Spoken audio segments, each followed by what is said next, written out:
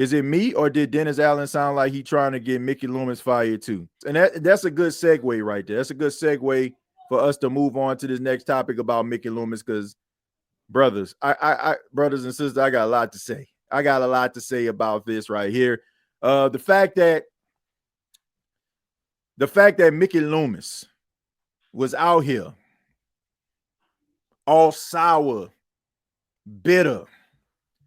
I mean, he didn't even have to say this. I'm talking Dennis Allen. He didn't even have to mention the fact that Mickey Loomis wasn't on board with the fire.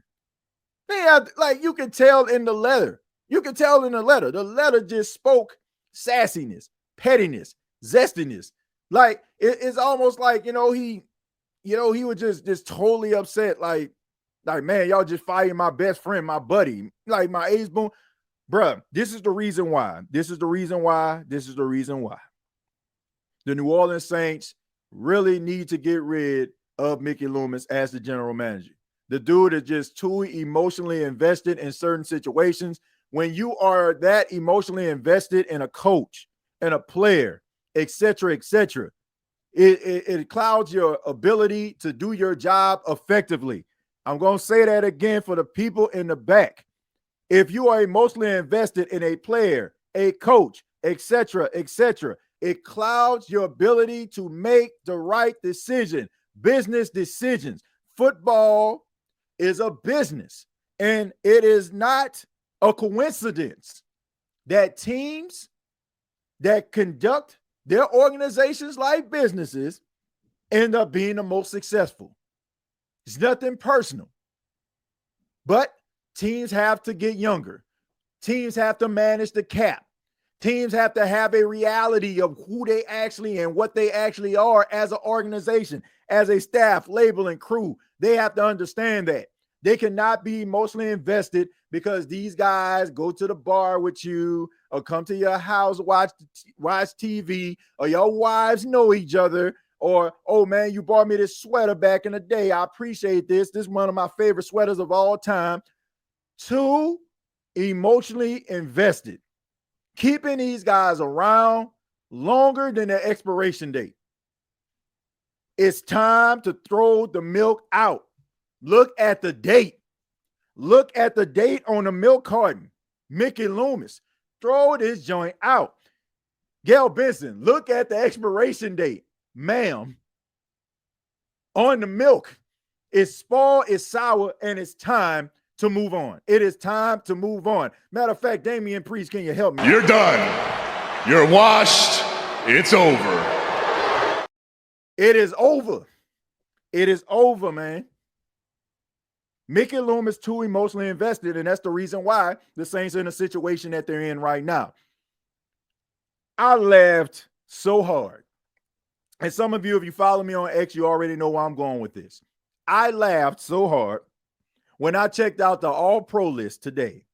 If you're watching this on a Friday, Zach Bowen, someone that the Saints had on special teams the entire time, the majority of the time, he was on special teams.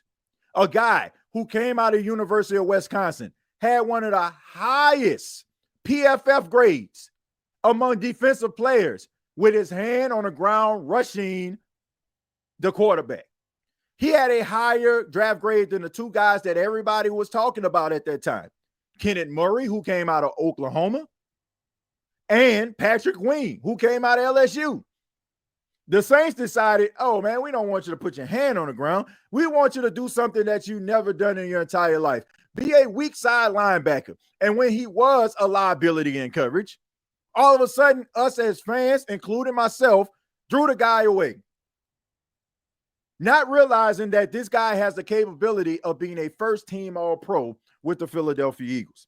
Trey Hendrickson, guy gave you 13 and a half sacks on your way out, on his way out of the door.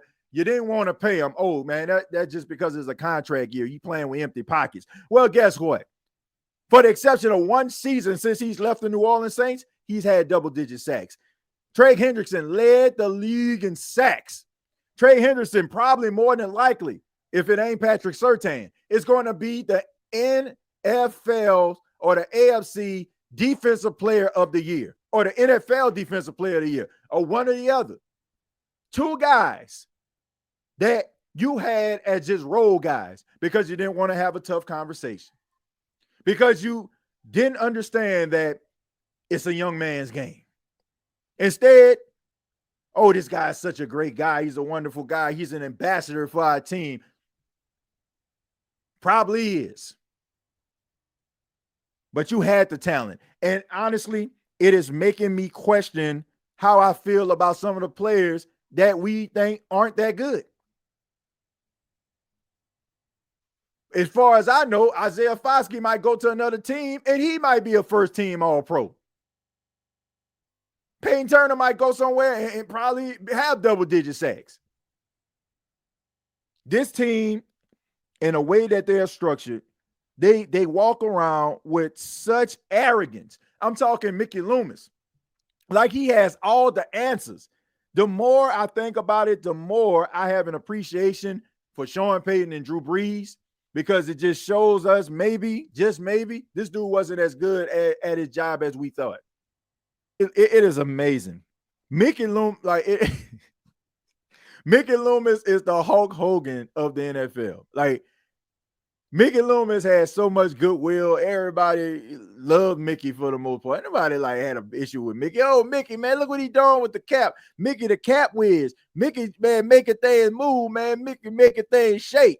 He go from that to trash all up in the ring. Well, let me tell you something, brother. Boo, boo. That's what he on right now. Booing that boy out of the building. All that goodwill.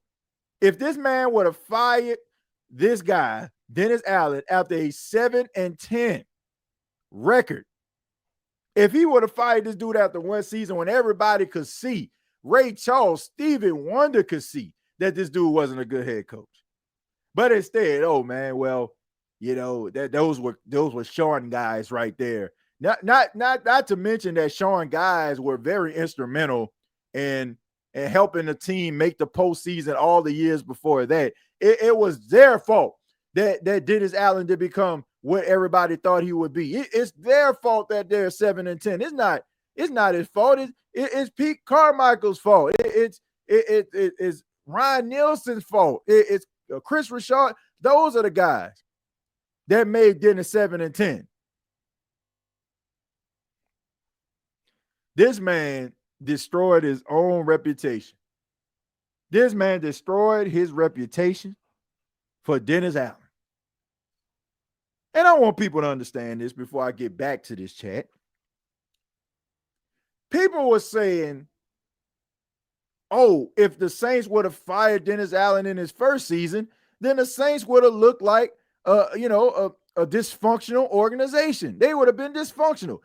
Look, for people that felt that way, please, I want you to take the time to hear me out. The Saints had one coach in 16 years. The Saints were one of the winningest teams in a past decade. Nobody outside, I want to say maybe the Chiefs, won more regular season games than the New Orleans Saints.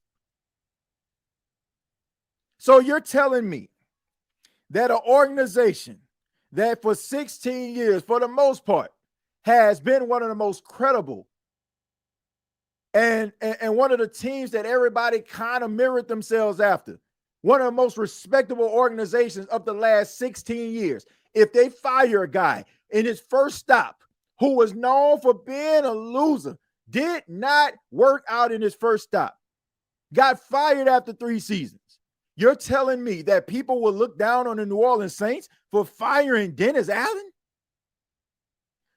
No, sir. No, sir. You had an out. That is what I want people to understand. The Saints had an out. They had an out. All people would say it is Sean Payton left behind a symbol of excellence. There's a reputation that the Saints are trying to adhere to, and Dennis Allen wasn't living up to it. He got fired by the Raiders. That was your out. He didn't work out. So him having a losing record in his first season, people would have just chunked it up to the fact that, man, maybe he's just not a good head coach. I don't know how or why people were trying to put their narrative out there. It's like a well-ran business. If you've been running a business really well for 20 years and then all of a sudden the CEO steps down and in comes a guy that nobody really, in comes a guy who was a CEO at his last job, but they put together some of the worst numbers in that company's history while he was CEO, but they give him an opportunity at this company that has been running effectively for 20 years, and the numbers start to look exactly the same as his last job. Who is going to lose sleep at firing that CEO? That is why I'm saying that whole dysfunctional statement made absolutely no sense. It made absolutely no sense. It would have just looked like the Saints had a standard that they wanted to adhere to. Point blank, period. Point blank, period. They lied to themselves. Oh, what would people think about us? They would have thought that you had a really good coach in Sean Payton, and this dude ain't Sean Payton. He's not even close to it. So we understand you move on.